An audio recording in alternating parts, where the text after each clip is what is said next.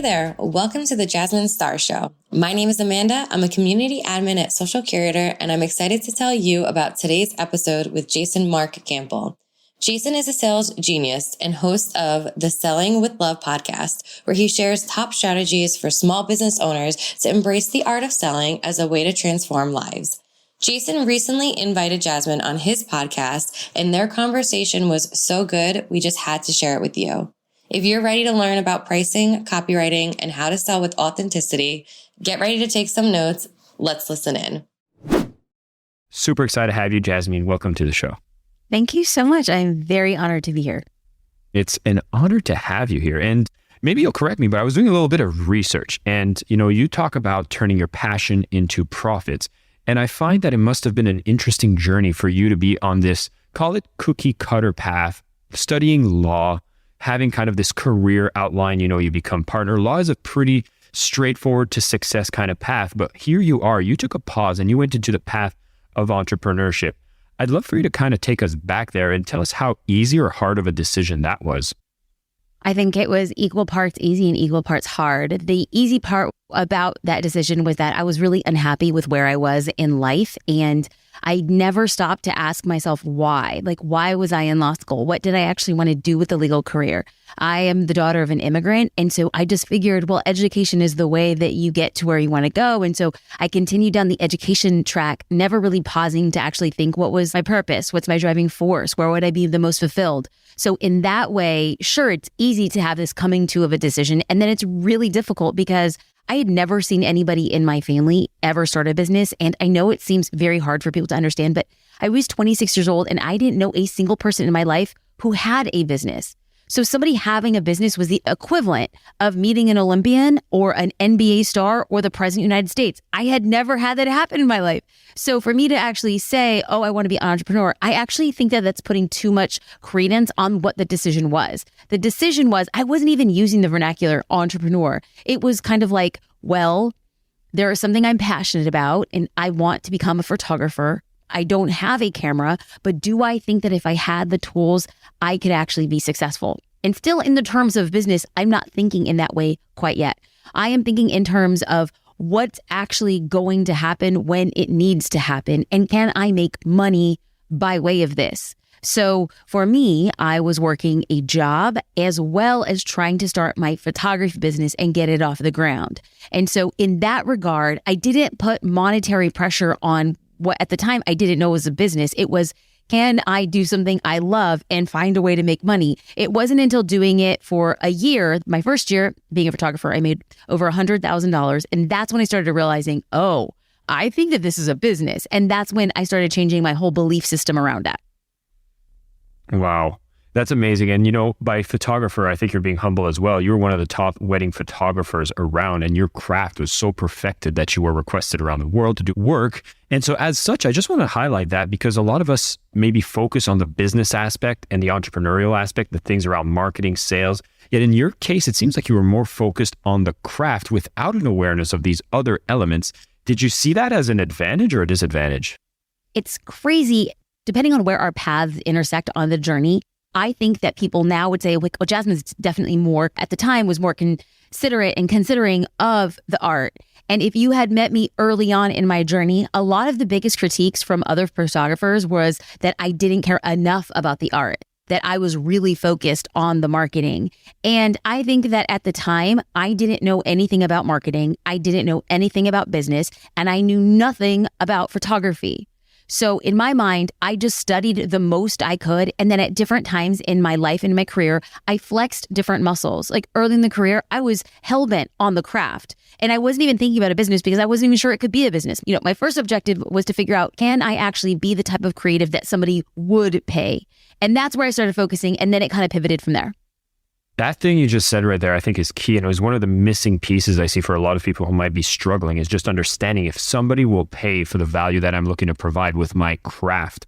And I find that if you don't nail that pretty quickly, it makes you actually struggle, maybe even waste money trying to build up something you haven't even validated that idea. And now that you're doing so much around personal branding, social media, marketing, and sales, could you elaborate more about what are the things that you should look for when you're trying to get those first customers to pay you to see that, oh my God, I'm on the right track of something, or hey, I think I might be wasting my time here?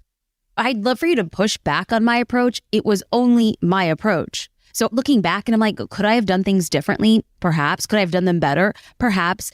I was being guided by forces of the market that were outside of me. So my perspective of money was also wildly different than the average person because I literally came from nothing. My father came from Mexico, immigrated from Mexico. My mom came from Puerto Rico. They met on the streets of East Los Angeles.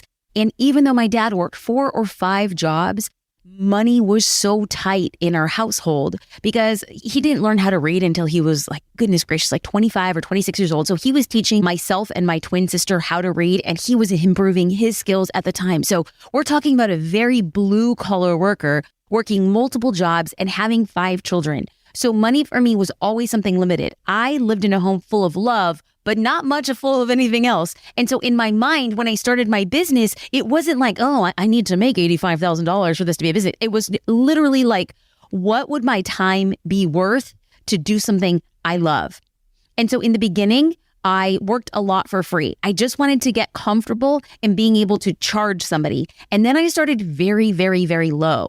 Like people often ask me, regardless of the business that they start, is like, what should I set my pricing as? And my general rule of thumb is set it for as low as you're comfortable with. I didn't say set it low. I just said set it as low as you're comfortable with. Now, this is not a general rule of thumb for you to run your businesses for years on end. But in order to get that first customer, because the first customer will guide you with what you need to provide for the second, third, fourth, fifth, 10th, 200th. And over time, you continuously increase your prices based on how you're learning, what you're doing, and how you're improving your craft and how you're investing back in the business. So for me, I just asked myself, what is it going to be worth for me to get somebody to sit in front of my camera? And if it was a portrait session, I think I started somewhere in the ballpark of $75 or $100. Now, that was a lot more than I was making on a per hour basis. And as my career grew from there, I was able to increase my prices slowly over time as the demand increased and as I got better. It's hard to push back on your ideas because I have to say I'm so aligned with it, because I also suggest to people, it's like, hey, at the beginning, you need your case studies. You need to have experience. You need to prove. And the case studies is funny, right? We're like, oh my God, nobody wants to buy from me because they can't see my case studies. And I've realized that no, you have struggles to sell because you haven't seen the case studies for yourself. And so it becomes a race to serve. And I love that you're bringing that ideology. And I hadn't heard it framed that way before, is pricing as low as you're comfortable with. And as your comfort level actually shows that you get busier. I can just recall one of my good friends, Miriam, she was doing some consulting and she was doing free sessions and got so burnt out. She was like, my calendar's full. I'm helping all these people for free. I was like, you got to start charging more. That's your natural filter. And I'm assuming that when you went on your journey of photography, like you could not be comfortable charging $75 per portrait when you had a lineup of people waiting for that work to be done. So in order for you to be comfortable, your price had to rise. And I find that's just a beautiful part of the journey, and often one that, I think I'm a bit to blame. You might be a bit to blame as well, Jasmine, because there's so much marketing that's out there that says, sell high ticket products, get paid what you're worth, etc. And it's almost like we want a shortcut to the space where we're making abundance. We're like very comfortable with our craft. And I'm just wondering, in your case, when you see somebody trying to aim for those shortcuts, do you have some words of advice for someone to realize there's some necessary steps that need to happen? Well, if there's somebody who's listening, we have to first wonder, are they cognizant of the shortcut? Without cognizance, there's not going to be an awakening to change. And so first and foremost, we actually have to identify that there are, traditionally speaking, very few people who could ever go from a low ticket to a high ticket. And as tempting as it sounds, and as amazing as your offer is, statistically, the people who can jump from a low ticket to a high ticket is probably, I'm guessing, less than 1%. And so if we're going to play the odds would make the most sense to build out concentric circles that move your audience with your growth, not cut out an entire audience that can transition with your growth. So if you think about this as not from a place of how do I get more money, in the short term, we want to think of this as how do I increase the lifetime value of somebody who bought from me once? Because a person who's bought from you once has a much higher likelihood of buying from you in the future. But what you need to do is offer like a pyramid structure for this person to grow alongside you, not to cut out the bottom of the pyramid who actually are helping you get to the next level. So I don't look at this as you're capable of a high ticket offer. I just think there's a lot more room to growth. So just imagine, just for math's sake, you have 10 clients who pay you $100. And then you have a high ticket offer of $10,000. Well, of the people who paid $100, maybe there's one person who can afford the $10,000. So if we just lay this out, there's 10 people who paid $100, that's $1,000, and then one person who then bought the $10,000 offer. In totality, you've made an $11,000 transaction. So half of you is thinking, wow, I just got $10,000. Now, let me pose a different scenario. Along this growth pyramid toward the top, you have a $100 offer, and then you have a $500 offer, a $1,500 offer, and a $7,500 offer. If you were to take half of the people who bought the 100 and move them up the pyramid with you, you have an overall gain over time. The question then becomes, are you willing to work through and build the pyramid so that when that $10,000 offer comes, you haven't cut out 90% of your available leads, you're actually taking the leads alongside you. So over time, it's amplified. I love that methodology because I think there's a lot that we have to do with meeting people where they're at financially. And by having these different tiers, you actually get to offer the level of service and support that people are looking for based on their current financial situation. Everyone's situation is different. And I actually really love that approach that you share. And I kind of wanted to dig a bit more about these skills that you have now. And you advocate a lot around personal branding, social media. I don't know if you're still doing a lot of the photography, or do you still keep that on the side as well? Well, I always say that I was a photographer before anybody considered me a photographer. And regardless of how labels will be applied, I will always be a photographer. I have all of my camera gear. I still shoot for a social curator. I'm CEO of Social Curator. I still take photographs of my loved ones, my daughter, my husband, my friends. And so for all intents and purposes, you could likely write on my tombstone, photographer, even if nobody else called me that. So yes, 100% I identify that as such. Well, I find that it's amazing, especially in an age where we're doing a lot of video content, like whether it's the YouTube, the socials, etc.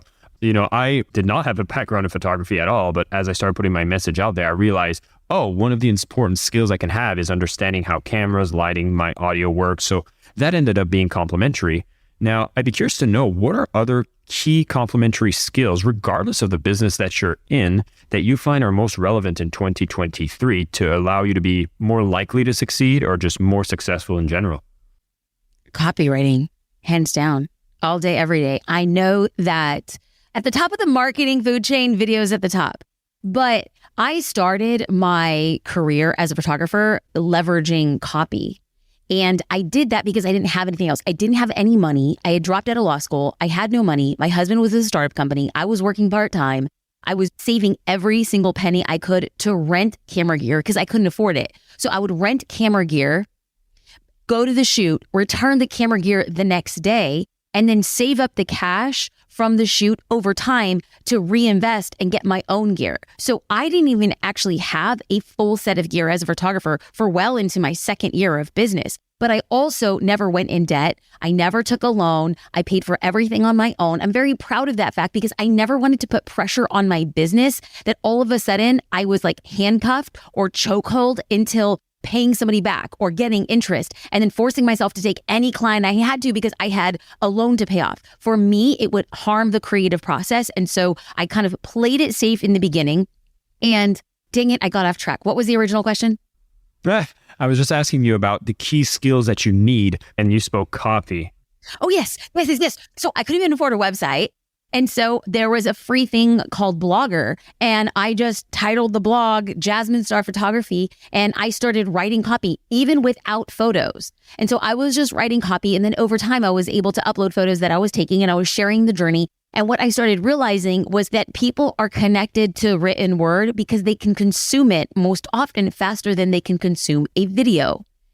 And even though technology has changed a lot, and even though people are arguing hellbent right now in 2023 that copy means nothing because AI is doing so much of it, what I would venture to say that without a top layer of original written content, you can then leverage that in an entirely different way on top of an AI layer. But if you don't have any originating content, then what you're just doing is spewing out the same thing that AI is spitting out for everybody else. AI is going to become a powerful vehicle once you add a layer of your own writing, your own thoughts, and then AI will take all of that, distill it down, add and fill in gaps, and help you run faster in creating the copy. But your written word is going to be the thing and the linchpin that ties not just a great video together. Like oftentimes on Instagram, if I post a reel, it's great that the reel gets a lot of views, but I've actually realized that the people who read the copy and then respond, there is a much deeper, richer dialogue that then parlays itself into direct messages. And direct messages are like a lily pad to actually closing sales, regardless of the ticket size. And so for me, it's not just having a really cool photo or a really cool video. It's what am I doing with the copy to contextualize? And now, Instagram is having captions that are readable by the search mechanisms. And so if you're just doing like hashtag OOTD, like outfit of the day, or hashtag nom nom nom, that's fine if somebody's looking for outfit of the day. And that's fine if somebody's looking for nom nom nom based on your lunch. But there is an opportunity for you to create searchable content in addition to the visual content that would allow you to have more people discover what it is you're doing. So do I sound bullish on copy? Absolutely. But I also think that outside of social platforms, when you could put it on a blog, when you could use it in show notes as for a podcast, when you can send it in a newsletter, you go very deep with those relationships. And it's deep relationships that actually transition to sales, not snazzy, cool writing copy that hits them where it's hot. It's the long-term lead up to the sale. I'm glad you're bullish on that. I'm glad you're saying that and reminding people of its importance, because you're right. The buzz around ChatGPT and all the AI tools that are making the writing so much more efficient, it makes us forget that there's a core essence of ourselves that goes in every word that we put out as well. I have to say, one of the mistakes I made in my business too early is I was trying to put together some email sequences, and I had a very amazing colleague who he was really adamant. He was really excited about writing the copy, and he just wrote it. And every time I looked at it, I was like, something's off. And I felt bad about feedbacking because he was doing a great job and he was doing so much stuff and he was writing it. And I didn't think it was terrible, but something was off. And I realized that it's because the way that he would write copy was about his essence and it wasn't my essence. And I think that there's such a relevance to the personal brand that you build, especially if you're an author, an expert, or someone that's trying to put their message out there, and your voice, your face, and your written word represents who you are. I think that's one of the things I actually had to pull it back indoors. I had to actually start being, because I know how to write copy, but I got lazy and I got complacent, and that's on me. And so when I started writing the messages myself, and when I got people replying to me just saying like, wow, that really spoke to me. And I was like, wow, I think that was a corner I tried to cut too quick. And I'm glad that you're here to remind it. And I think it's a powerful reminder for anybody who's listening in. So, but I want to be very clear though, like this one thing real quick is I'm not an advocate for not outsourcing or letting it go, because as business owners, our job is to create a vision.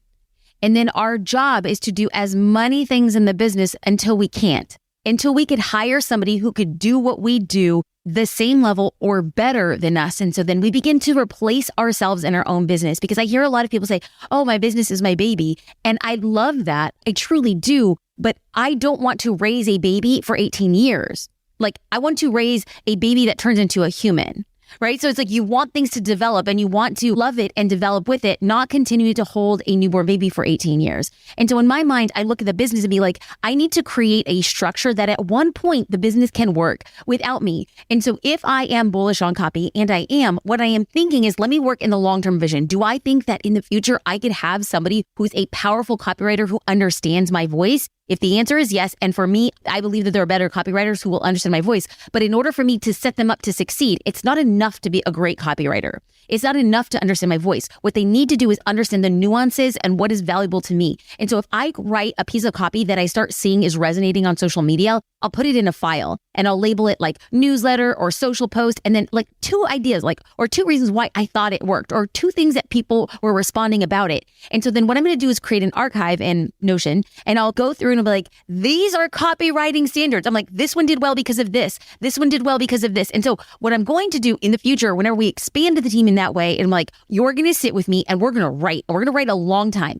And then we're going to go back to the standards, and I'm going to give you a newsletter or a test blog, or I'm going to give you a podcast that I recorded with Jason. And what I want you to do is listen to the podcast. I want you to take the big ideas and I want you to create a newsletter or create a blog post around this. Why? I want the SEO copy. I want to be able to link to your podcast when people are searching for sales and they happen to come across the copy, and you can really, SEO works on copy. And so all of a sudden, if this copywriter can take this interview from my words, understand how I write, understand what's resonating, and they put together a piece of content, my vision is that I'm going to get it back and I'm like, this is like I wrote it. I have to believe that, or else I'm going to be like, I got to write copy for the next 25 years in addition to doing all these other things. The answer for me as a visionary CEO is not that, but to build the systems now for the business I want to build in the future. I'm going to be sitting on the side of the listeners here and taking lots of notes because I'm so glad you made this injection, and you're right. I'm so glad you did that because I realized that I haven't done the proper tracking of my own methods. And I think the reason that the person didn't succeed is because I didn't set them up for success. And so I'm hoping for anybody else who's paying attention that you're getting the same types of insights as me. You're taking some notes on things you'll be able to do when you go back into your business. And everything that we're hearing so far is absolute gold for me. I hope it's resonating and hitting as hard for you as you're listening from wherever you are. Jasmine, this is amazing. What are the best ways that people could connect with you? Like, I know we have your podcast, I know there's your website, but what are the things you're most excited about presenting to people this year? For 2023, my word is, so I always have a word of the year, an intention, and the word comes to me, and years it's been a variety of words. One year it was surrender. Another year it was self-love. Another year it was trust. And so this year, my word is rebirth. And I kind of just grappled with it. I'm like, what does this word actually mean? And so the way that I am choosing to interpret it is there was the old me and there's the new me. And 2023 is the new version of me. So when you ask, what are you most excited about? I can honestly look across the internet and tell you, I am excited for the person and the version I am to become. And until I feel really self-sustained, my feet deeply rooted, until that point, what I am most excited for is to continue to create and help other people without expectation. So there is the, oh, that's such a great thing. She wants to help people. And then there's also the business strategy side of it. And a brand is not your logo, and your brand is not your website, and a brand is not your typography that you use or business cards. A brand is what somebody says about you when you're not in the room. A brand is what somebody feels about you. A brand is when somebody says your business name and or your name, somebody says, wow, amazing. That's a brand. A brand is when you are looking for a photographer, a chiropractor, a dentist, a course creator. A brand is why somebody would pick your offering versus a litany of others, is because you made them think or feel a certain way. And so I don't know who this new version of me is quite yet, but I do know that myself and everybody else who is listening right now, we have the capacity to make somebody feel something. And the way that we make somebody feel something is to identify a desire. And as you identify that desire and you speak to it and you share freely of what you are learning or what you are going through or what you have done, and somebody says, I too have identified in that struggle, and this person gave me something and saw me where I am, they cannot help but feel a sense of gratitude and indebtedness and like, I want to support this person. So this new version of me, as I'm really trying to find out what does it mean to be me in 2023 and who is this new version, until that point, I am so excited to continue to create content, to share everything I know, to bring people on the journey, because there are times, multiple times, this is not the first time that I've had like an existential like identity crisis in who I am as an entrepreneur. So it's like, I've been here before. I know how to get to the other side, but instead of fighting it and resisting it and raising an angry fist or wondering why, what I want to do, the new version of me, because that's the old reaction I had. The new version of me is like, let's sit and ride this wave. Let's enjoy the process and not the progress. Let's not put time demands on something that God, the universe, is going to say in the right time. You're going to get there. Now, you have a choice in how you feel getting to that point. Do I want to be angry, frustrated, scared, doubtful? Or do I want to choose? Well, that takes the exact same amount of energy to say, I'm going to create, I'm going to help, and I'm going to trust, and I'm going to know that what I put out will ultimately come back to me, and who I am meant to be is on the horizon. How I get there and the emotions I associate with me is my decision. And that's what I want to talk to people about, because we're all going to go through it as business owners. Love, love, love. That is powerful. I'm super excited. For anybody who's tuning in, listen, we're going to put some links so you can connect with Jasmine as well. I would say more powerfully, if you want to have a direct action from here, if you are on Instagram, definitely find a piece of yourself. If you feel rebirth is also resonating with yourself, feel free to share a story, put in hashtag rebirth, tag Jasmine, and maybe share some of the insights you've gotten from this episode. Jasmine, it's been wonderful having you as a guest. I know there's a fountain of things we could still talk about, but there was one question I'd love to ask every single one of my guests. Since you are on the Selling with Love podcast, I wanted to ask you, what does selling with love mean to you? When you care about a transformation and less of a transaction, as long as you are offering a transformation, when you are not just delivering on a product or a service, but when you're delivering on changing a customer or a client, their behavior, their ideology, their weight, their teeth, their clothing, whatever it is that transaction is, as long as it's identified with a transformation, you are truly loving who you're serving. And when they feel loved, they can't help but talk about and endorse your business. When you care about the transformation and less about the transaction, you end up getting more transactions in the process. Amen to that. Welcome back. I don't know about you, but I took some notes during that conversation. Jasmine's emphasis on creating long-term, deep relationships that transition to sales encouraged me to keep showing up consistently, and I hope it's the same for you. Thanks for tuning in to the Jasmine Star Show today, friends. We look forward to seeing you again soon.